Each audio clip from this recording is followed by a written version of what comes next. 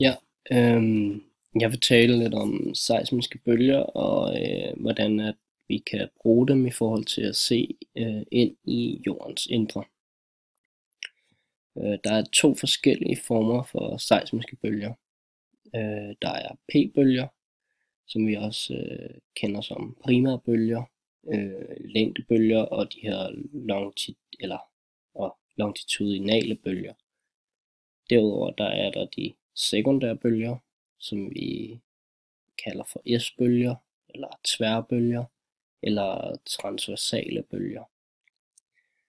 Øhm, Grunden til, at vi kan bruge de her bølger til at kigge ind i jordens indre, er fordi, at hvis vi forestiller os, at der er et jordskælv her, så går bølgerne ligesom under jorden her.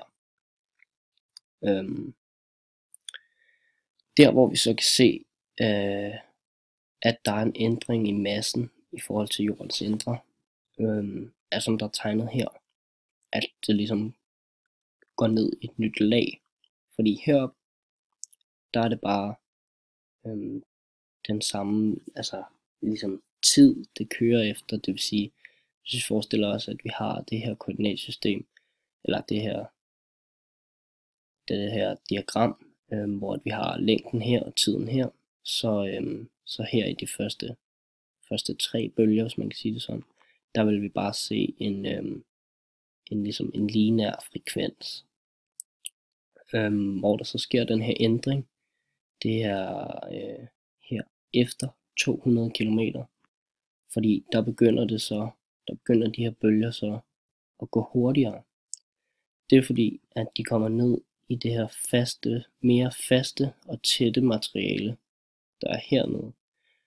Fordi at vi ved, at bølger, de går hurtigere, bevæger sig hurtigere i fast materiale. Så derfor, der er der en uregelmæssighed, når vi når forbi 200 km. Der vil det så begynde at gå hurtigere. Der vil bølgerne blive hurtigere. Vi kan også vise det på en anden måde ved hjælp af den der formel, der hedder V lig kvadratroden af B divideret med P, hvor at vi så har V, der er hastigheden. B, det er det her, der står for Youngs model, som vi får at vide i videoen. Og P, det er massefylden. I formlen her, der vil B altid være den, der dominerer. Så lige meget hvor stor P er, så vil B altså altid være større. Hastigheden,